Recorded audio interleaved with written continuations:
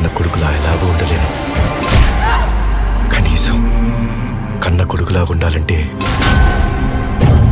నందమూరి కళ్యాణ్ రాము నటించిన లేటెస్ట్ మూవీనే అర్జున్ సన్నా వైజయంతి.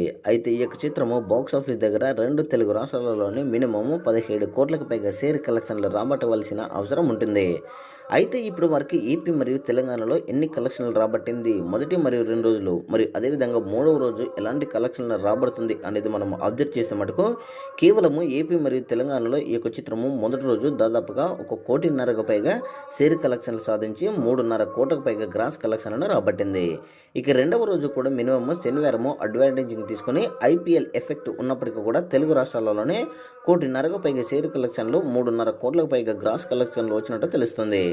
ఇక మూడవ రోజు కూడా ఆదివారము అడ్వాంటేజ్ తీసుకొని మినిమము 1 కోటికి పైగా షేర్ కలెక్షన్లు 2.5 కోట్లకు పైగా గ్రాస్ కలెక్షన్లు రాబడితే మటుకు ఈ యొక్క చిత్రము తెలుగు రాష్ట్రాలలోనే దాదాపుగా 7 కోట్లకు పైగా షేర్ కలెక్షన్లు సాధించి 11 కోట్లకు పైగా గ్రాస్ కలెక్షన్లు రాబట్టిన చిత్రంగా అర్జున్ సన్ ఆఫ్ వైజయంతి నిలుస్తుంది.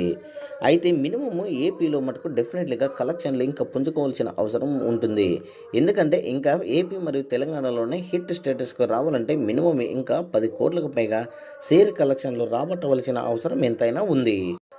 ఏపీ మరియు తెలంగాణలో ఈ యొక్క రికార్డ్ అంటే బ్రేక్ ఈవెన్ అవుతుందా లేదా అనేది మీ యొక్క అభిప్రాయాన్ని కామెంట్ సెక్షన్ కూడా తెలియజేయండి. ఈ యొక్క సినిమాకు డెఫినెట్లీగా ఐపీఎల్ ఎఫెక్ట్ అయితే స్పష్టంగా కనబడుతుంది.